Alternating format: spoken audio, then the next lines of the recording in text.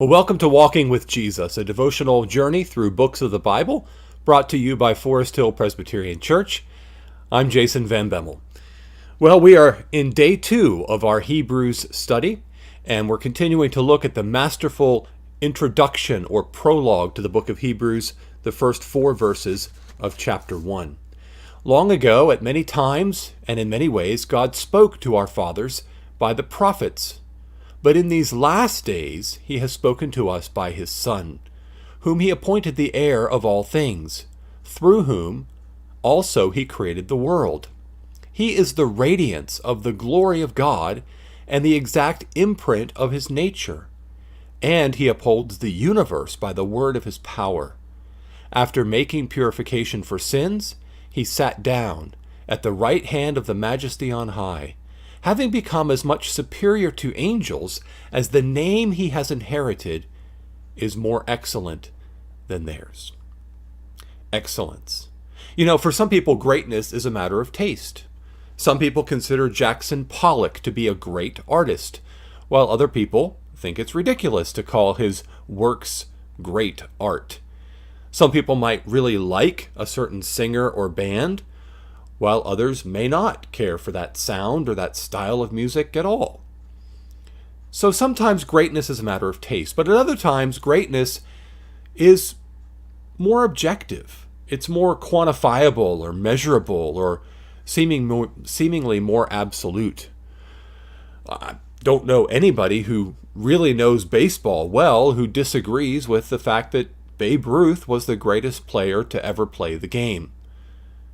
And among knowledgeable basketball fans, everyone knows that Michael Jordan was the greatest player in the history of the NBA. Was Beethoven or Bach a great composer? Absolutely. Was Rembrandt a great artist? Yes. These people have risen to a level of greatness that it transcends subjective opinion and has become accepted by all. But then there is one man who is in a category by himself, and that is Jesus. Jesus stands alone. Last time we said that the last days are ushered in by the death and resurrection and ascension of Jesus and the outpouring of the Holy Spirit. It's Jesus who is the final word and who brings in the last days. But what makes Jesus so great? Why is Jesus the one whose victory, whose triumph is so significant, whose greatness is so transcendent, that he defines when the last days begin? Those last days, we said, are when all of the promises of God are fulfilled, and they are fulfilled in Jesus. Well, what is it about Jesus that means all the promises of God are fulfilled in him, and the only thing left waiting now is for Jesus to come again and consummate his kingdom? Well, here in the opening of Hebrews, we get 5 things that we're told about Jesus that tell us about his greatness. First, he is the heir of all things. God appointed him to be the heir of all things. That means everything in the end goes to Jesus. He was appointed to that position by God the Father, but Jesus was also the one through whom God the Father made all things. That means Jesus is the Alpha and the Omega. He stands in a unique position at the beginning and at the end of all things. Secondly, he is the God-man. Now, you might not catch this, but Hebrews 1 says he is the radiance of the glory of God and the exact imprint of his nature. The first part of this expression speaks of his full deity, the radiance of the glory of God. The second part, the exact imprint of his nature, speaks of Jesus as God's image bearer, as the second and perfect Adam, the one who is made to be like God in every way. So together, this marvelous statement tells us that Jesus is true God and true and perfect man. Third, he is the one who sustains all things. He upholds the universe by the word of his power.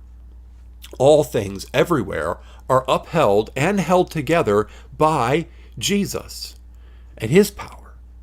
Fourth, he made purification for sins. So Jesus has his position of transcendent greatness not only because of his nature, Alpha and Omega, God and man, upholder of all things, but also because of the work that he has done.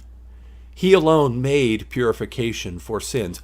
All the worshipers and all their sacrifices throughout all of time could not accomplish what Jesus accomplished with his once-for-all sacrifice. He made purification for sins. And 5, he sat down at the right hand of the Majesty on high. Finally, because of his finished work of redemption, Jesus is seated at the right hand of God the Father on the highest throne in the universe. He is therefore King of Kings and Lord of Lords. Jesus alone is uniquely great, transcendently great, in a category all by himself.